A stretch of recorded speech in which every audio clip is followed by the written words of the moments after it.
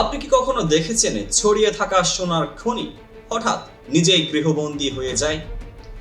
এমনই ভাঙন ঘটল ইন্টার মায়ামির অপরিচিত রেকর্ডে যখন মাঠে নামলেন না আয়ের আইকন লিওনেল মেসি।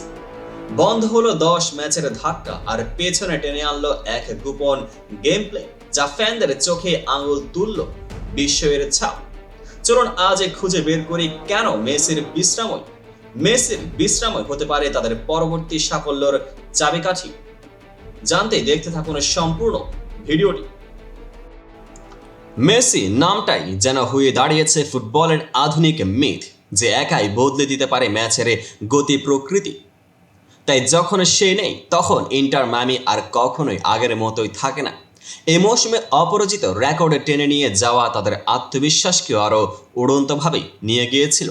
কিন্তু ফ্যানদের আনন্দের উচ্ছ্বাস কেটে গেল এক মুহূর্তে যখন মেসির নামটা দলে দেখা গেল না। তো কি ঘটল? কি এমন ঝুঁকি নিতে যাচ্ছিলেন কোচ এবং ম্যানেজমেন্ট যে এত বড় পদক্ষেপ নিতে হলো? আসলে এই বিশ্রাম কিছুতে দুঃস্বপ্ন নয়, বরং পূর্ব পরিকল্পিত এক সমর কৌশল যা তাদের দীর্ঘমেয়াদী লড়াইয়ে এক গাদা সুবিধা এনে দেবে। প্রথমত, ম্যাচের আগের দিন ইন্টার মায়ামি গিয়েছিল দীর্ঘ দূরপাল্লা যাত্রায়, 6 থেকে 7 ঘন্টার ট্রিপ, সাথে খেলার সিনথেটিক ঘাসের এক ধরনের অবসাদ। সাধারণত সে ধরনের মাঠে লেগে থাকা কঠিন। কিছুটা জয়লাভ করলেও ফিরে এসে পেশি ব্যবস্থার জন্য বড় ধরনের সমস্যার মুখোমুখি হতে হয়। মেসির শরীর, বিশেষ করে পিঠ ও পায়ের পেশি, অতীতেই সিগন্যাল দিয়েছে যে কখনো কখনো অতিরিক্ত চাপ একেবারে তার সঙ্গে যায় না।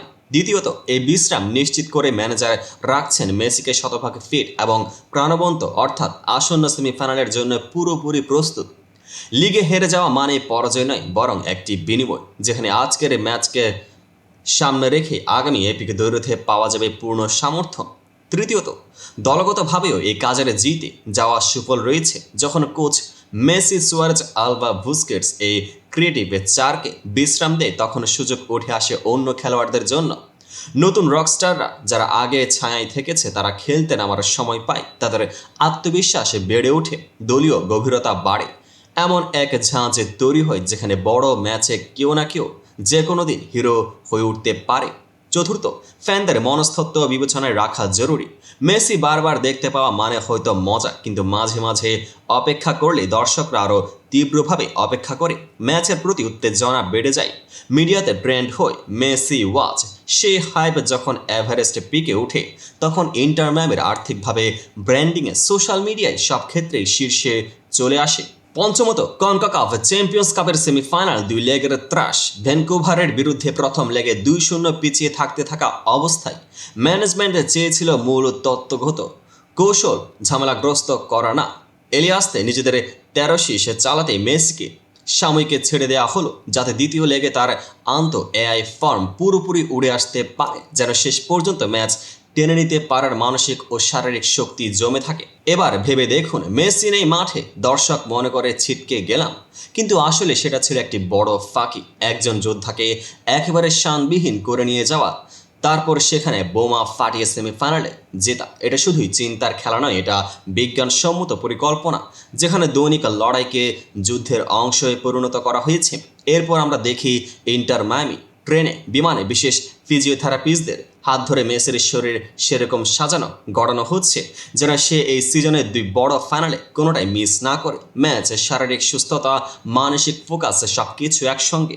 সবশেষে ভয়ের কোনো কারণ নেই, মেসি ঠিক আছে। কোচ জাভিয়ার মাসচেরানোর কথায় লিও ইজ গুড, অর্থাৎ সে সম্পূর্ণ ফিট এবং প্রস্তুত থাকা মাত্রা অনেক উপরে নিয়ে গেছে। এখন শুধু অপেক্ষা করতে হবে সেমিফাইনালের সেই দ্বিতীয় লেগের সুর আর নাটকীয়তার জন্যই, যেখানে মেসি হয়তো ফের একবার ফুটবলের ম্যাজিক দেখিয়ে দেবে আর ইতিহাস গড়বে। তাই আজকের এই হুক দিয়ে বলি, দেখুন কি করে বিশ্রাম হতে পারে সাফল্যের পদক্ষেপ, আর কি করে ইন্টার মায়ামি তৈরি হচ্ছে বড় মঞ্চের জন্যই। আর থাকুন আমাদের সঙ্গে, কারণ পরের পর্বে আবার দেখব সেমিফাইনালে মেসির প্রথম স্পর্শের মুহূর্ত কীরকম হবে, আর ফাইনালে ফাইন টিকিট পাওয়ার লড়াই কীরকম তীব্র উত্তেজনা ছড়িয়ে দেবে। এমন সব নিত্য নতুন ফুটবল ক্রিকেটের আপডেট পেতে চ্যানেলটিকে সাবস্ক্রাইব করুন, পেজটিকে ফলো করে পাশে থাকুন। দেখা হবে পরবর্তী আপডেটেড ভিডিওতে।